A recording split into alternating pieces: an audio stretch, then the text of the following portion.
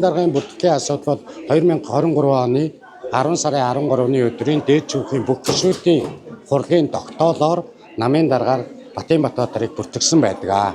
За улс төрийн намын тухай хууль шинжилэн батлагдсантай холбоотойгоор намын дөрмийг улс төрийн намын тухай хуулинд нийцүүлэх ийм цаг хугацаа тулсан. За энэ цаг хугацаанд дотор бол бид нар намын дөрмийн өөрчлөлтөйгээд дөрмийн шинээр өөрчилсөн өөрчлөлтүүдийн үүднээс намын даргаыг бүртгүүлэх тухай асуудлыг дахин бүртгүүлэхгүй хэсэг асуудлыг дээд шүүхэд тавьсан. Тэгэхээр энэ бол намын дөрмийн өөрчлөлтийг бүртгэх асуудал болохоос биш намын даргаыг бүртгэх асуудал биш ээ. Намын дарга нь солигдсон тохиолдолд бүртгэнэ. Одоо нэгэсэндээ надаас өөр хүн намын дарга болсон тохиолдолд бүртгэн нэгэнт намын даргаар бүртгэлтэй байгаа хүн дахин бүртгүүлэх шаардлагагүй гэдэг үүднээс дээд шүүхэд бүртгэж аваагүй. Тэгэхээр нэгэнт даргаараа намын даргаар бүртгүүлчихсэн тохиолдолд дахин намын даргаа бүртгүүлнэ гэдэг нь өөрөө бас тийм заавал зайлшгүй гаргах дээд шүүхийн шийдвэр биш ээ гэдэг энэ үндслээр бүртгэл хийхгүй гэж ингэж хэлсэн зүйл байгаа. Түүнээс одоо зарим нэг хүмүүсийн яриад байгаачлан иргэний зориг ногоо намын даргагүй болцсон дөрөмгүй болцсон зүйл ерөөсөө байхгүй. Дээд шүүхийн 2026 оны 1-р сарын 23-ны өдрийн тогтоолоор 10 дугаартай тогтоолоор иргэний зориг ногоо намын даргад гэж тэр тогтоол зориулж гарсан байгаа. Тэгэхээр намын дарга нь 1-р Батынбатбаатар байна гэж байгаа. Хоёрд нь дээд шүүхийн улс төрийн намын бүртгэл хэсэг рүү н ороод харахад тэнд иргэний зориг ногоо намын даргын бүртгэл бас байж байгаа. Намын дүрм бол дөрмийн өөрчлөлт хийгдэж байгааг хүлээж авснаар тухайн дөрмийн тодорхой зүйл зал өөрчлөгдөнө гэхээс биш дүрм бол хүчин төгөлдөр үйлчилж байгаа. Бид нар одоо хуулийн аль нэг зүйл заалтаа үндсэн хуулийн цэцээр нэг зүйл заалтыг нь төдөлзүүлэхэд тэр бол бүтнээрээ төдөлзөж хүчингүй болдоггүй шүү дээ. Яг тэрнтэй адилхан гэж ойлгох хэрэгтэй. Тэгээд тодорхой хэсэг бүлэг этгээдүүдийн 2027 онд чиглэсэн улс төрийн зорилгоор парламентд сууд бүхий 5 нам ерөнхийлөгчд нэр дэвшүүлэх эрхийг эдэлдэг. Тэгэхээр тэр 5 намын дотоод улс төрийг бужигнуулж байгаа ийм асуудал бол байж байгаа. Өнөөдөр ардчилсан намын дотоод сонгуул дээр өөр намын гишүүнчлэлийн сүлээд ямар зүйл явж байгааг та бүхэн мэдж байгаа. Хүн нам үндэсний хөвсөл дотор ч гэсэн асуудлууд үүсэж байгаа. Энэ бол ерөөсөө 2027 онд зориулсан тодорхой хэдэн анги бүхий ийм улс төрийн зохиол хүмүүс дүрдэн тоглож конопдарж ингэж үйлчилж байна гэдгийг бас тодорхой хэлхэн зүйтэй гэж бодож байна. Бас ийм мэдээллийг бид нарын намын баярын арга хэмжээгээ тэмдэглэж өнгөрүүлсний дараа тун ойрын хугацаанд иргэний зориг ногоо нам дотроос үүсээд байгаа мэдээр олон нийт рүү гарч намын нэр үндэд халдаж байгаа энэ асуудлыг бол бид нар учир шалтгааныг тайлбарлаж гаргаж тавих болно. Албан ёсоор хариу мэдээллүүд хийнэ гэж ингэж ойлгож байна. Нэг байгаль орчин аялал жуулчлалын сайдаар одоо ажиллаж байгаа шүү дээ. Байгаль орчин уур амьсгалын өрчлөлт. За тэгээд тэмдэглэлээр явах хугацаанд 2 тэрбум төгрөгийг бол өгсөн гэдэг мэдээлэл бол гаргаж байна. Нөгөө төгөр намын санхүүжилтээр оржсэн 450 орчим сая төгрөгийг яаж зарцуулсан тодорхойгүй гэх үндсээр за танай намын гишүүд бол таныг ажилтнаар хийж гадаж тандаж байгаагаа хэлсэн шүү дээ. Энэ дээр та ямар барьж байгаа? За иргэний зориг ногоо намын дарга. За 1-р намын тухай асуудлаа. За намынхын нэгтлийг хариулжээ. За намын дансанд орсон 450 сая төгрөг гээд төрийн санхүүжилтээр төсвийн дэмжлэгээр ийм мөнгө түрүү жил орсон 2025 он. Тэгээ энэ санхүүжилтийг захиран зарцуулах эрх нь улс төрийн намын тухай хуулиар ерөнхий нарийн бичгийн дарга байдаг. Намын санхүүгийн зарлагыг намын дарга гаргахыг 1-р хуулийн ториотой байдаг. 2-р манай намын дөрмөнд гэсэн манай намын ерөнхий нарийн бичгийн дарга тэрхүү мөнгийг захиран зарцуулдаг. За захиран зарцуулсан мөнгөө үүн дээр бас татвараар 180 орчим сая төгрөг нэмж орж ирсэн.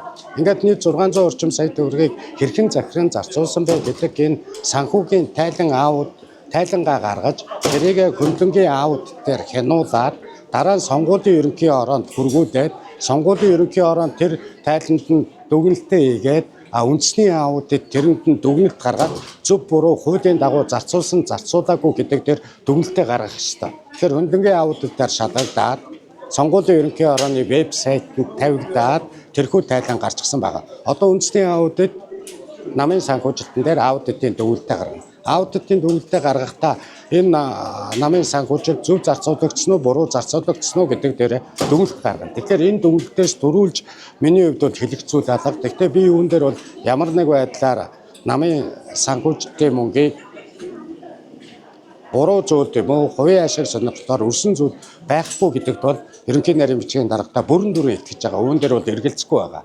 За хоёр дахь асуудал байгаль орчин уур амьсгалын өөрчлөлтийн сайдын гадаад албан томилолтод 52 хоногийн дотор 2 тэрбум төгрөг зарсан гэдэг зүйлийг авилгатай тэмцэх газрын гадаа очоод үнэн удал нь мэддэхгүй цаас харуулад хэвлэлийн урд хийсэн байлаа.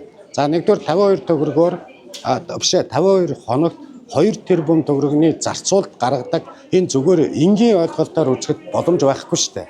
Яаж ч үрээд, яаж ч яваад тэгээд тэр 52 хоногт нь би хаана байж исэн бэ гэхээр Улаанбаатарт байж исэн. Нэгдүгээр их асуудал. За хоёрдугаарт нь энэ бол гүтгэлэг, цэвэр гүтгэлэг. Тийм болохоор энэхүү асуудлыг авилгатай тэмцэх газар шалгаж байгаа. Манай яамны дотоод аудит шалгасан аудитын үндэсний аудитын газар манай дээр бас шалгах. Үн чинь манай дээр тухайлан зориулж ороод байгаа биш. Үндэсний аудитын газар төрийн бүх байгууллагуудад тогтмол аудитыг дүгнэлтээ гаргадаг жил болгон. Тэгэхээр энэ аудитын дүгнэлтүүд нь хийгдэж хяналт шалгалтын ажлууд бол урсгалаараа явах ёстой журмынхаа дагуу явж байгаа. Тэгэхээр өнөөдөр бол яг хоо эрүүгийн тухай хуулинд хүнийг гүтгэхийг үндсэн хуулийн цэцэн дүгнэлтээр төр дүдгэлзүүлж гисэн байгаа. Энэ хаврын чуулга эхлэхэд улсын их хурл энэ асуудлыг авч хэлсэн. Тэгэхээр эрүүгийн хуулинд байгаа гүтгэх гэдэг зүйл анги хаашаа болох вэ гэдгийг та бүхэн бас хуулийнхаа ойлгодог байх хэрэгтэй. Та бүхэн их сурвалжаа олоод баримт нотлохотойгоор асуудал гаргаж тавиад хүн гүтгсэн эргээр бас асуудал үүсдэг. Цагдаа дээр дуудагддаг. Тэгэхээр иймэрхүү элтэд худал дашаа мэдээлэлээр хүн гүтгэж байгаа нь энийг эрүүгийн хуулинд эргүүлж суулгах шаардлагууд үүсэх тухай асуудлууд болж ирнэ. Тэгэхээр ийм худал гүтгэлгийн чанартай шин чанартай ийм мэдээллүүдээр бас үнэлт дүгнэлт өгж хамтран ажиллана гэдэг би хувьдаа бас та бүхэнд итгэж байна. Ингэж л хариулах.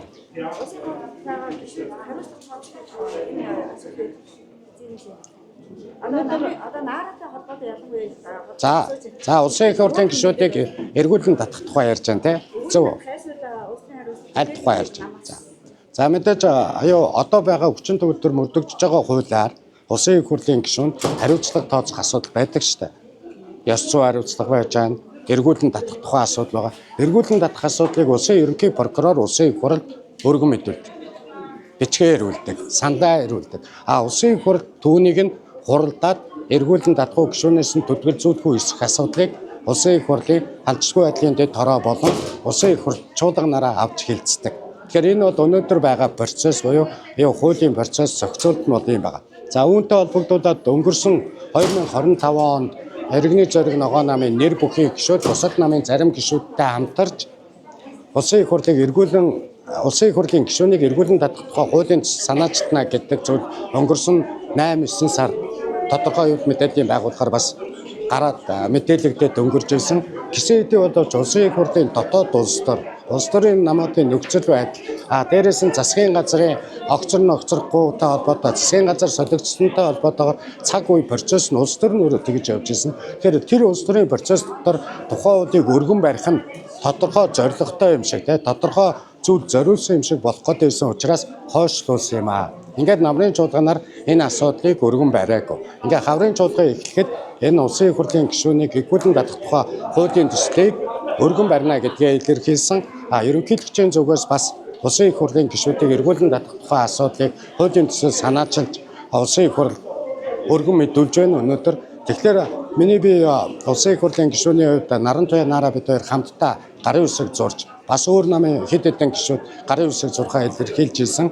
Ингээ хамтдаа өргөн мэдүүлж байсан. Нэгэнт ерөнхийлөгч өргөн мэдүүлж байгаа учраас давхцаж байгаа зүйлүүдийг хасаад давхцалгүй зүйлийг нь өргөн мэдүүлье гэд ингээд өргөн мэдүүлж байгаа нараа гишүүн бас тийм өнцгөр өөрийнхөө өнцгийг нэмээд бас ингээ өргөн мэдүүлж байгаа. Тэгэхээр энэ хууль бол энэ хаврын чуулганаар хилцэгдэж улсын их хурлын гишүүдийг эргүүлэн татах зохицуулт бол одоо хуульд байхгүйш байгаа. Гэхдээ илүү наривчлалтай ойлгомжтой тодорхой болно гэдгийг бас хэлмээр байна. Тийм энэ улс төрийн нам чинь өөрөө одоо парламентад суудл бүхий 5 нам чинь бүгдээрээ 5 тусдаа мөрийн хөтөлбөртэй шүү дээ. Энэ мөрийн хөтөлбөрийг өнөөдөр улсын их хурлын 126 гишүүн өөрийн гэсэн хувийн мөрийн хөтөлбөр гэж байхгүй. Нэр дэвшиж байгаа үедээ гаргасан хувийн мөрийн хөтөлбөр нэг ч улсын их хурлын гишүүнд байхгүй. Хуулиараа сонгуулийн тухай хуулиараа хориотой. Тэгэхээр намынхаа мөрийн хөтөлбөрийг хэрэгжүүлэх, намынхаа мөрийн хөтөлбөрийг улсын их хурлын төр засгийн бодлого болгох, засгийн газрын бодлого болгох, намынхаа мөрийн хөтөлбөрийг үр дүнд хүрэхийн тулд ажиллагаа цаад дотор болдог улсын их хурлын гишүүдэд эргүүлэн татдаг тэр эрх нь улс төрийн намд өөрт нь байх ёстой гэдэг энэ үндсээр миний санаачилсан хуулийн төсөлд өргөн баригдаж байгаа. Давтцалтай зүйлүүдийг нь бол би ярихгүй байгаа. Тэгээд улсын их хурл суудлал аавна, улсын их хурлын гишүүн болно гэдэг конопо зарж амьдрахын төлөө зүтгэдэг зүйл биш юм аа. Хүн бүтгэж харлуулдаг зүйл биш юм аа.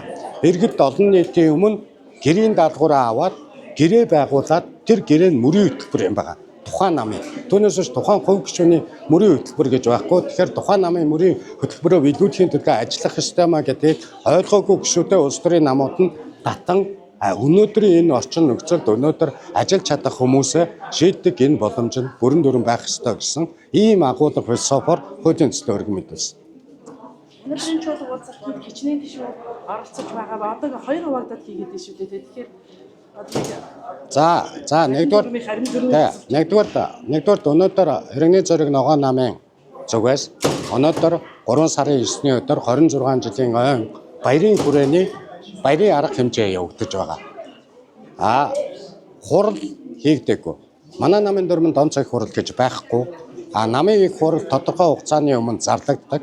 30-аас доошгүй хоногийн өмнө намын дөрмээр мөн намын их хурлыг үндэсний орооны хурал зарлах хэрэгтэй. Үндэсний орооны хурлыг улс төрийн зөвлөлийн мөн намын дарга зарлах хэрэгтэй.